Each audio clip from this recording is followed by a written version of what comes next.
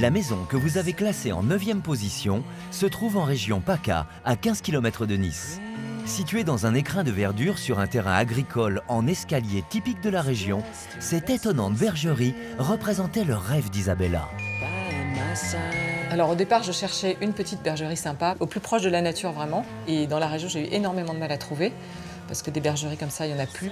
Et finalement, j'ai trouvé un terrain et je me suis dit que la construire à mon idée, ce serait plus facile. C'est étonnant, mais cette maison, à l'allure ancienne, n'a en réalité même pas 10 ans. Et c'est Isabella qui en a dessiné les plans sur le modèle d'une vraie bergerie. Une construction simple, rectangulaire et coiffée d'un toit à une seule pente. J'avais un très petit budget, donc il fallait vraiment que je limite à l'essentiel. Donc comme l'idée c'était d'avoir une maison style bergerie, j'avais très envie de pierre. Voilà, il fallait que je fasse le plus réduit possible. Donc j'ai construit à base de briques et on a collé des pierres dessus. Donc ça donne quand même une illusion de vieille maison en pierre. Des façades en trompe-l'œil, mais aussi de très grandes ouvertures, inhabituelles pour une bergerie.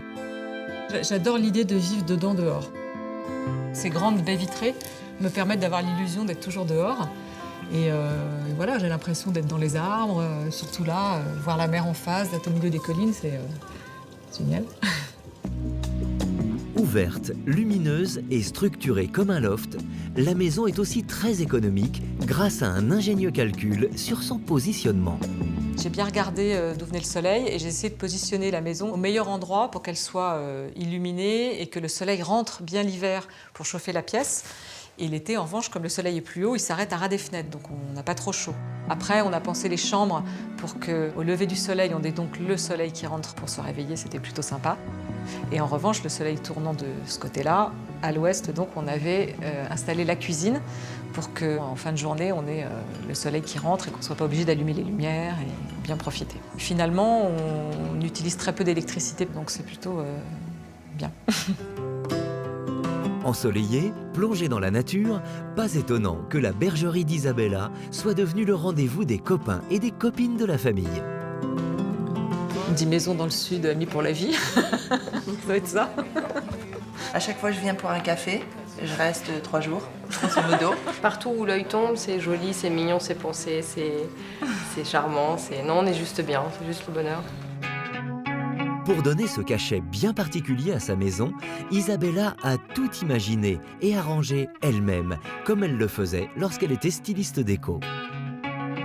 Je travaillais dans la photo, donc je montais des décors, etc. Donc forcément, ça oblige à réfléchir, parce que là, il fallait vite avoir la bonne idée au bon moment. Et il y a quelque chose que j'aurais trouvé, par exemple, dans la rue, qui est un peu moche, mais le fait de le repeindre, je sais pas, changer une poignée, changer une couleur, ou le changer complètement de contexte, un meuble d'intérieur, le mettre dehors par exemple, voilà, ça peut donner un petit côté tout de suite original. Pas besoin de se ruiner pour s'amuser et jongler avec les styles. Pour Isabella, il faut que la maison vive, soit confortable et surtout qu'elle puisse la réinventer au gré de ses envies. En général, c'est plutôt des meubles de grande distribution ou des choses de récup que je bricole, parce que j'aime bien pouvoir moduler un peu. C'est mon côté un peu bohème où ça change. Voilà, c'est ma maison nomade. Donc selon l'arrivée des enfants, les départs, les copains qui viennent ou autres, on fait des canapés, des fauteuils, enfin bon, ça bouge.